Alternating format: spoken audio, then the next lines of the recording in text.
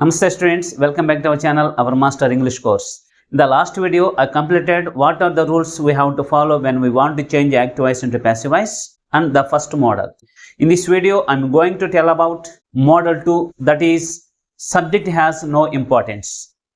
Last video lo active voice ni passive voice loki మార్చాలంటే మనం follow అవ్వాల్సిన rules ఏంది, ఫస్ట్ మోడల్ ఏంది, దాని ఎగ్జాంపుల్స్ ఏంది అనేది డీటెయిల్ గా ఎక్స్ప్లెయిన్ చేశాను.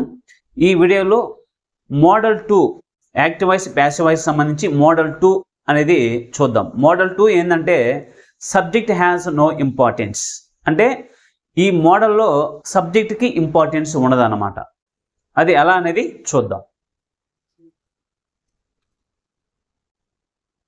People speak English all over the world. This is active voice. People speak English all over the world. This is active voice. దీన్ని మనం passive లోకి మార్చాలంటే ఎలా మార్చాలనేది చూద్దాం. You know very well the rules we have to follow when we want to change active voice into passive voice. First what we have to do? First మనం ఏం చేయాలి? First the given sentence is divided into 3 parts on the basis of main verb. First ఏం చేయాలి, మనము main వర్బ్ని base చేసుకొని ఇచ్చిన వాక్యాన్ని 3 భాగాలుగా డివైడ్ చేసుకోవాలి. దీంట్లో మెయిన్ వర్బ్ ఏది? స్పీక్. మెయిన్ వర్బ్ ఏది దీంట్లో? స్పీక్. అంటే మెయిన్ వర్బ్కు ముందుండే భాగాన్ని ఏమంటాం? సబ్జెక్ట్ అంటాం. మెయిన్ వర్బ్ తర్వాత ఉండే భాగాన్ని ఏమంటాం? ఆబ్జెక్ట్ అంటాం. ఇది వర్బ్. మీకు యాక్టివ్ వాయిస్ని ప్యాసివ్లోకి మార్చాలంటే మనం ఎలాంటి రూల్స్ని ఫాలో అవ్వాలి అనేది లాస్ట్ వీడియోలో మీకు డీటెయిల్గా ఎక్స్ప్లెయిన్ చేశాను. వాటిని బేస్ చేసుకొని మనము యాక్టివ్ వాయిస్ని ప్యాసివ్లోకి చేంజ్ చేద్దాం. దీంట్లో ఆబ్జెక్ట్ ఏంది? English. English. Next second rule ఏంది? The helping verb is used according to the tense of the sentence. అంటే ఇచ్చిన వాక్యము ఏ టెన్స్లో అయితే ఉంటుందో దానికి సంబంధించిన హెల్పింగ్ వెర్బ్ని మనము యూజ్ చేయాలి. అది సెకండ్ రూల్. ఇది ఏ టెన్స్లో ఉంది? People speak English all over the world. దీని యొక్క సెంటెన్స్ ఫార్మేషన్ ఎలా ఉంది? Subject plus verb plus object. Subject verb అంటే ఏంది? V1. దేంట్లో ఉంది వర్బ్? V1లో ఉంది. Subject plus V1 plus object అంటే అది ఏ టెన్స్ యొక్క ఫార్ములా? సింపుల్ ప్రెజెంట్ యొక్క ఫార్ములా. కాబట్టి ఇది ఏ టెన్స్లో ఉన్నట్టు? సింపుల్ ప్రెజెంట్ టెన్స్లో ఉన్నట్టు. ఇప్పుడు మనం ఏం చేయాలి? సింపుల్ ప్రెజెంట్ టెన్స్లో ఉన్నప్పుడు ఏ హెల్పింగ్ వర్బ్స్ యూజ్ చేయాలి? యామ్ కానీ ఈజ్ కానీ ఆర్ కానీ యూజ్ చేయాలి. యామ్ ఎప్పుడు యూజ్ చేస్తాం? సబ్జెక్టు ఐ అయినప్పుడు. ఈజ్ ఎప్పుడు యూజ్ చేస్తాం? సబ్జెక్ట్ హీ కానీ షీ కానీ ఇట్ కానీ ఉన్నప్పుడు ఈజ్ యూజ్ చేస్తాం. ఆర్ ఇప్పుడు యూజ్ చేస్తాం? సబ్జెక్టు ప్లూరల్ అయితే ఆర్ని యూజ్ చేస్తాం. ఇంగ్లీష్ అనేది సింగులర్ ప్లూరలా? సింగులర్. కాబట్టి ఏం యూజ్ చేస్తాం? Is. That is second rule. Third rule ఏంది? The main verb is changed into V3 form. అంటే ఇచ్చిన మెయిన్ వర్బ్ని వర్బ్ యొక్క 3వ రూపంలోకి మార్చాలి. స్పీక్ యొక్క వర్బ్ ఫామ్స్ ఏంది మనకు? Speak, spoke, spoken. ఇప్పుడు V3 ఫామ్లోకి చేంజ్ చేయాలి. V3 ఫామ్ ఏంది? స్పోకెన్. English is spoken. ఈ మోడల్ ఏంది? Subject has no importance. అంటే ఈ మోడల్లో మనకు సబ్జెక్ట్కి ఇంపార్టెన్స్ ఉండదు. అప్పుడు ఏం చేయాలి? English is spoken all over the world అని రాస్తాం. తర్వాత బై పీపుల్ అని రాయమన్నమాట. అంటే ఇక్కడికి 3 రూల్స్తో కంప్లీట్ అయిపోతుంది. అంటే ఆబ్జెక్ట్ని సబ్జెక్ట్గా రాస్తాం, ఇచ్చిన సెంటెన్స్ ఏ టెన్స్లో అయితే ఉంటుందో దానికి సంబంధించిన హెల్పింగ్ వర్బ్ని రాస్తాం. థర్డ్ వన్ ఏంది?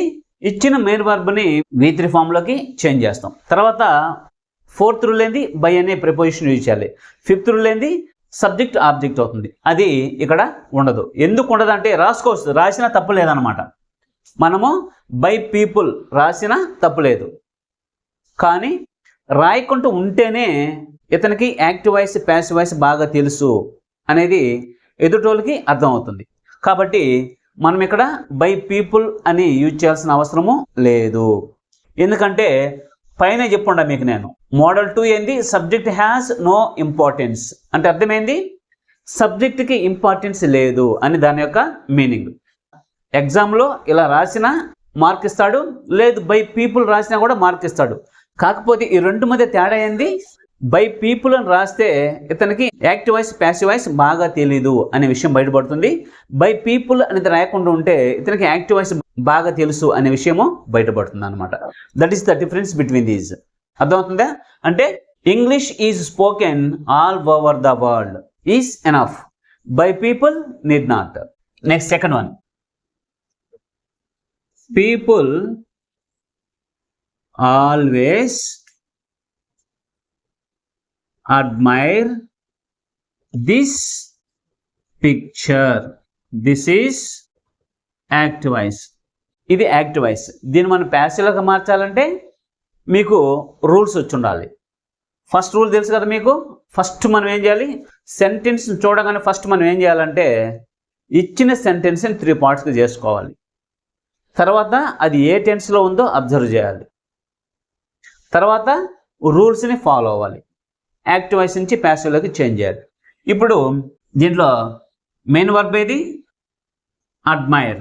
మీకు మెయిన్ వర్బ్ ఏదో తెలిస్తేనే ఆబ్జెక్టు ఏది అనేది మీకు ఈజీగా అర్థమవుతుంది. యాక్టివ్ వాయిస్ని ప్యాసివ్ వాయిస్లోకి మార్చాలంటే ఫస్ట్ మనం ఏం చేయాలి? ఆబ్జెక్ట్తో స్టార్ట్ చేయాలి. ఆబ్జెక్ట్తో స్టార్ట్ చేయాలంటే ఆబ్జెక్ట్ ఏదో మీకు తెలియాలి. ఆబ్జెక్ట్ ఏదో మీకు ఎలా తెలుస్తుందంటే మెయిన్ వర్బ్ తర్వాత ఉండేది ఆబ్జెక్ట్. సింపుల్గా ఐడెంటిఫై చేయొచ్చు అనమాట. మెయిన్ వర్బ్ ముందుండే బాగానే అంటాం, సబ్జెక్ట్ అంటాం. మెయిన్ వర్బ్ తర్వాత ఉండేదాన్ని ఆబ్జెక్ట్ అంటాం. కాబట్టి దీనిలో ఆబ్జెక్ట్ ఏది? This picture. This picture. తర్వాత సెకండ్ రూల్ ఏంది? The helping verb is used according to the tense of the sentence. అంటే ఇచ్చిన వాక్యం ఏ టెన్స్లో అయితే ఉంటుందో దానికి సంబంధించిన హెల్పింగ్ వర్బ్ని మీరు యూజ్ చేయాలి. ఇది ఏ టెన్స్లో ఉంది? సింపుల్గా ఐడెంటిఫై చేయొచ్చు ఇది ఏ టెన్స్లో ఉంది అనేది. ఎలా అంటే ఆల్వేస్. ఆల్వేస్ అనే పదముగాను ఒక సెంటెన్స్లో కనబడిందంటే అది సింపుల్ ప్రెజెంట్ టెన్స్. అది సింపుల్ ప్రెజెంట్ టెన్స్ యొక్క కీవర్డ్. కాబట్టి whenever you identify always in the sentence certainly you think that is in simple present tense. Present టెన్స్లో హెల్పింగ్ వెర్బ్స్ ఏదో మీకు బాగా తెలుసు. కాబట్టి ఇప్పుడు ఏం చేయాలి? ఇక్కడ దిస్ పిక్చర్ ఈజ్ రాయాలి. ఈజ్ ఎందుకు రాయాలంటే పిక్చర్ అనేది సింగులర్ కాబట్టి. This picture is. తర్వాత ఏం చేయాలి? ఆల్వేస్. తర్వాత రూల్ ఏంది మనకు? మెయిన్ వర్బ్ని V3 ఫామ్లోకి చేంజ్ చేసుకోవాలి. దీనిలో మెయిన్ వర్బ్ ఏది? అడ్మైర్. దాని యొక్క V3 ఫామ్ ఏంది? అడ్మైర్డ్. కాబట్టి ఏం చేస్తాం? Admired. This picture is always admired. This is passive voice. By people you may write or not. రాస్తే దాని అర్థమైంది, రాయకపోతే దాని అర్థమైంది అనేది మీకు డీటెయిల్గానే ఎక్స్ప్లెయిన్ చేశా దీన్ని చెప్పేటప్పుడు. కాబట్టి this picture is always admire is enough to change the passive voice. By people అనేది మీరు రాయొచ్చు, రాయకపోవచ్చు.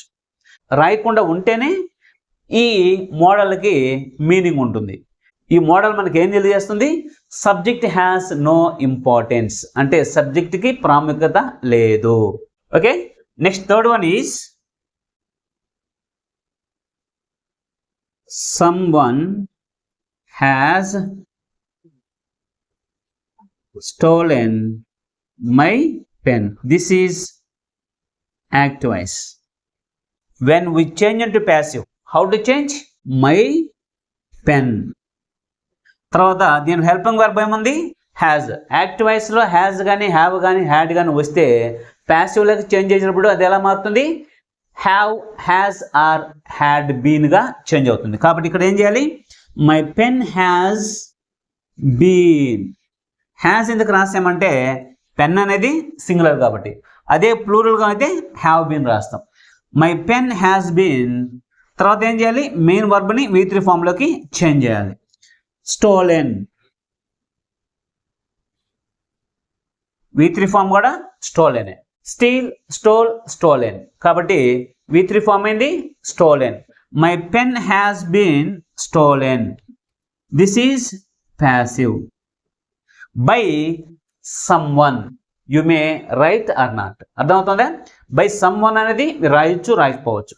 కాకపోతే ఇలా రాస్తేనే మీకు ఆ మోడల్కి మీనింగ్ అనేది దొరుకుతుంది.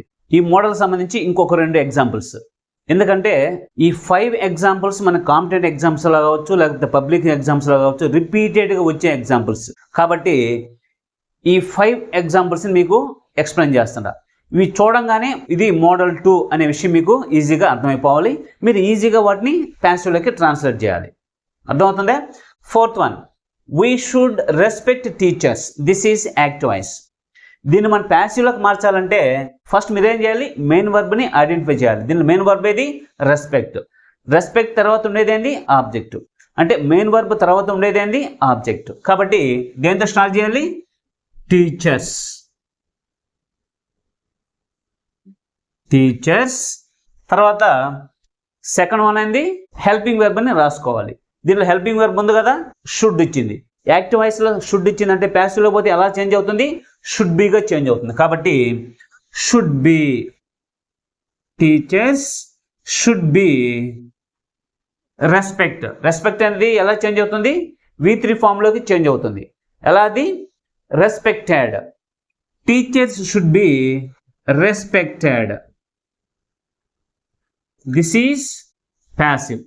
By us you may write or not. By us అనేది మీరు రాయొచ్చు, రాయకపోవచ్చు. Next 5th one is one should keep one's promises. ఇది యాక్టివ్ వాయిస్. దీన్ని మనం ప్యాసివ్లోకి చేంజ్ చేయాలంటే ఎలా చేయాలి? ప్రామిసెస్, ఎందుకంటే ఇది ఆబ్జెక్ట్ కాబట్టి ప్రామిసెస్. ఇక్కడ హెల్పింగ్ వర్బ్ ఏం వచ్చింది? షుడ్ వచ్చింది. షుడ్ అనేది ప్యాసివ్లో పోతే ఎలా చేంజ్ అవుతుంది? షుడ్ బీగా చేంజ్ అవుతుంది. ప్రామిసెస్ షుడ్ బి, కీప్ అనేది ఎలా మారుతుంది? Kept. V3 form. Promises should be kept. This is passive voice. ఈ ఎగ్జాంపుల్స్ మోడల్ 2కి సంబంధించి పబ్లిక్లో కావచ్చు, కాంపిటేటివ్ ఎగ్జామ్లో కావచ్చు, రిపీటెడ్గా వచ్చేటివి అనమాట. ఇవి చాలా ఇంపార్టెంట్. కాబట్టి 5 ఎగ్జాంపుల్స్ దీంట్లో మీకు డీటెయిల్డ్గా ఎక్స్ప్లెయిన్ చేశాను. అంటే యాక్టివ్ వాయిస్ని ప్యాసివ్లోకి ఎలా చేంజ్ చేయాలనేది మీకు డీటెయిల్డ్గా చెప్పాను అనమాట. ఈ 5 ఎగ్జాంపుల్స్ చాలా important. Okay, next one is model 3. Model 3 అనేది మనకి ఏం ఇండికేట్ చేస్తుందంటే 2 ఆబ్జెక్ట్స్. అంటే 2 ఆబ్జెక్ట్స్ ఉండే సెంటెన్స్ని యాక్టివ్ వాయిస్ నుంచి ప్యాసివ్లోకి ఎలా చేంజ్ చేయాలి అనేది చూద్దాం. ఫర్ ఎగ్జాంపుల్,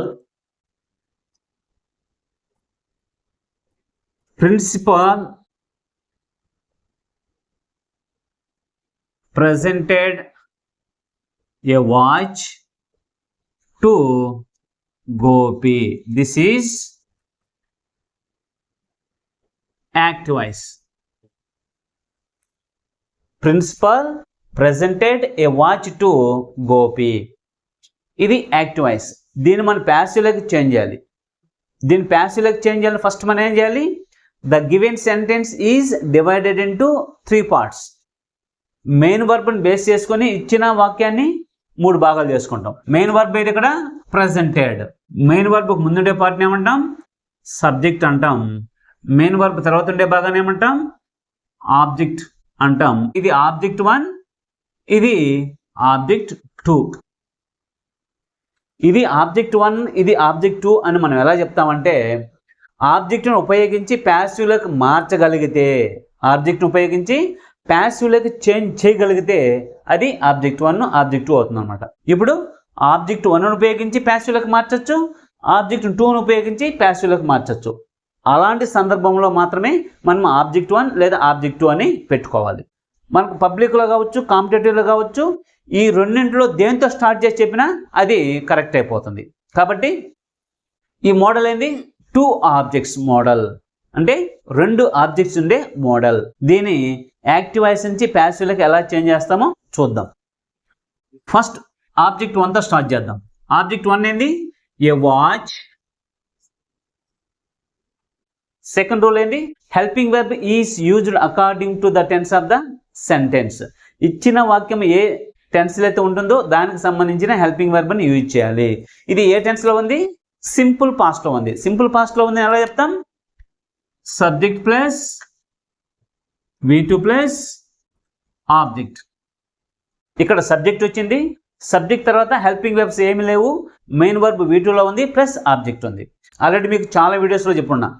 ఏంటంటే మనకు మొత్తం 12 టెన్సెస్ ఉన్నాయి. ఆ 12 టెన్సెస్లో హెల్పింగ్ వెర్బ్స్ లేకుండా ఉండే టెన్సెస్ రెండేను. అవేవంటే ఒకటి సింపుల్ ప్రెజెంట్ టెన్స్, ఇంకోటి సింపుల్ పాస్ట్. అయితే ఇది సింపుల్ ప్రెజెంట్లో ఉంది, ఇది సింపుల్ పాస్ట్లో ఉంది అని మనం ఎలా చెప్తామంటే మెయిన్ వర్బ్ని బేస్ చేసుకుని చెప్తాము. మెయిన్ వర్బ్ V1లో ఉంటే సింపుల్ ప్రెజెంట్ అంటాం, మెయిన్ వర్బ్ V2లో ఉంటే సింపుల్ పాస్ట్ అంటాం. ఈ విషయాన్ని మీకు చాలాసార్లు చెప్పున్నాను. సబ్జెక్ట్ వచ్చింది, హెల్పింగ్ వెర్బ్స్ ఏం లేవు, మెయిన్ వర్బ్ V2లో ఉంది, కాబట్టి ఇది సింపుల్ పాస్ట్. పాస్ట్ టెన్స్లో మనకు వచ్చే హెల్పింగ్ వెర్బ్స్ ఏవి? వాజ్ కానీ వర్ కానీ. వాజ్ ఎప్పుడు యూజ్ చేయాలి? సబ్జెక్ట్ సింగులర్ అయితే. వర్ ఎప్పుడు యూజ్ చేయాలి? సబ్జెక్ట్ ప్లూరల్ అయితే. ఇక్కడ ఏ వాచ్ అనేది సింగులర్ ప్లూరలా? సింగులర్, కాబట్టి ఏం చేయాలి? వాజ్ రాసుకోవాలి. ఏ వాచ్ వాజ్ మెయిన్ వర్బ్ని ఏం చేయాలి? V3 ఫామ్లోకి చేంజ్ చేయాలి. V3 ఫామ్ ఏంటి? ప్రెజెంటెడ్కి ప్రెజెంట్, ప్రెజెంటెడ్, ప్రెజెంటెడ్, కాబట్టి presented. A watch was presented to Gopi.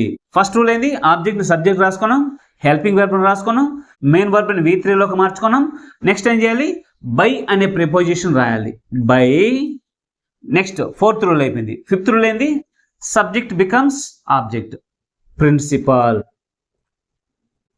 Principal. This is passive voice.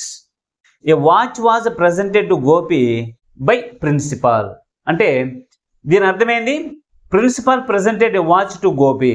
గోపికి principal ఒక వాచ్ని ప్రజెంట్ చేశాడు, అది దాని యొక్క మీనింగ్. అది ప్యాసివ్లోకి పోతే ఎలా మారింది? A watch was presented to Gopi by principal. ఒక వాచ్ గోపికి ప్రిన్సిపల్ చేత ప్రజెంట్ చేయబడింది, అది దాని యొక్క మీనింగ్. కాబట్టి యాక్టివ్ వాయిస్ని ప్యాసివ్లోకి మార్చేటప్పుడు సెంటెన్స్ ఫార్మేషన్లోనే మార్పు ఉండాలి, కానీ మీనింగ్లో ఎలాంటి మార్పు ఉండకూడదు. అర్థమవుతుందా? ఇది ఆబ్జెక్ట్ 1ని ఉపయోగించి చేంజ్ చేసాం ప్యాసివ్లోకి. ఇప్పుడు ఆబ్జెక్ట్ 2ని ఏ విధంగా ఉపయోగించి చేంజ్ చేస్తామో చూద్దాం. ఫస్ట్ ఆబ్జెక్ట్ 2 ఏంది? గోపి.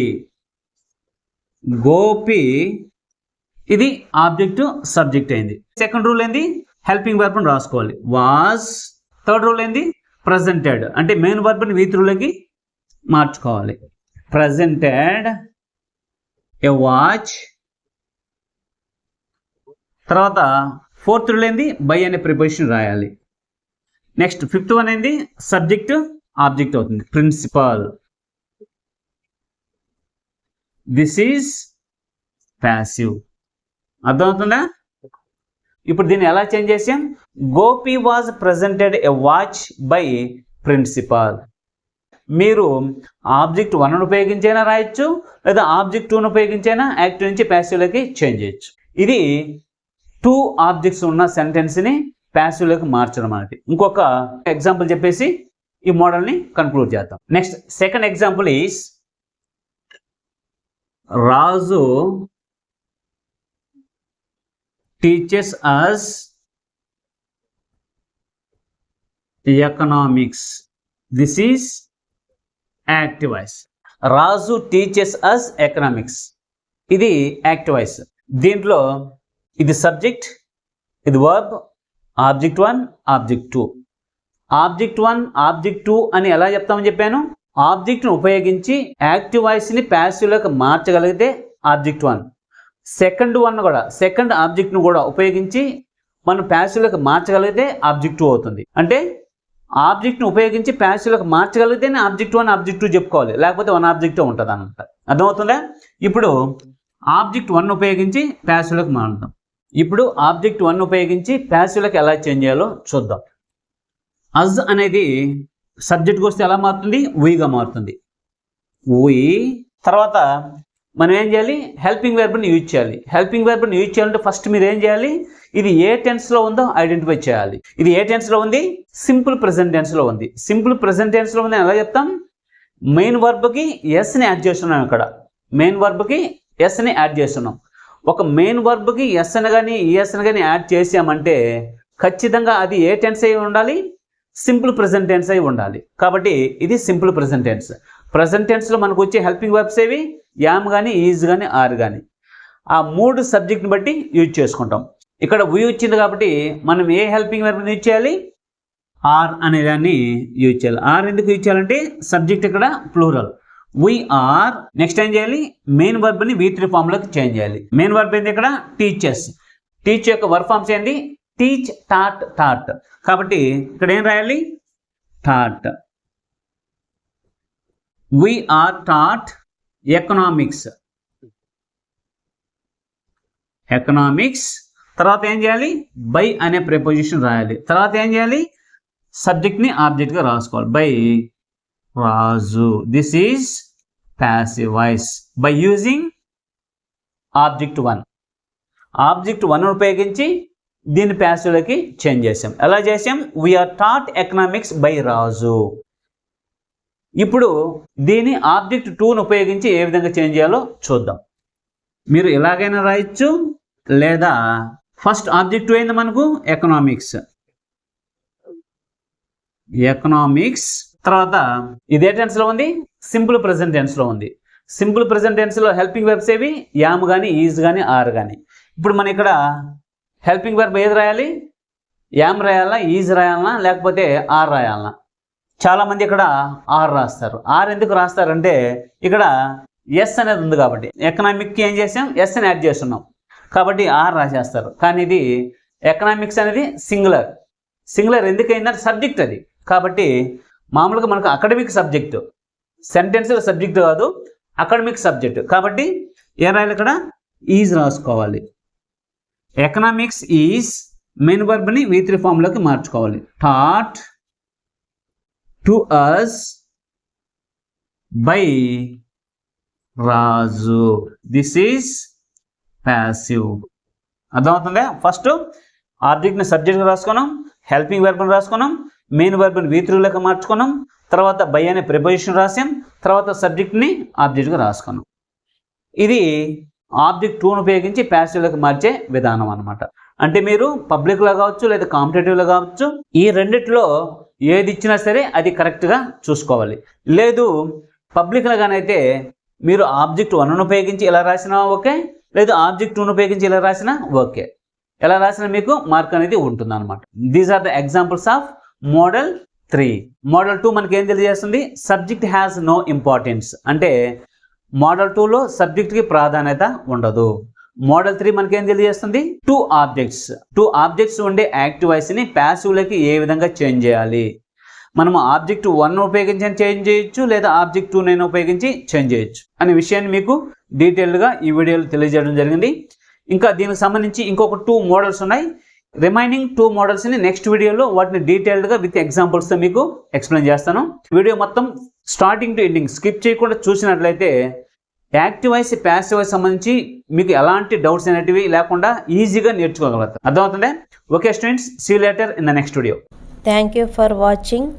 వీడియోని లైక్ చేయండి, సబ్స్క్రైబ్ చేయండి, పక్కనే ఉన్న బెల్ ఐకాన్ని క్లిక్ చేయండి.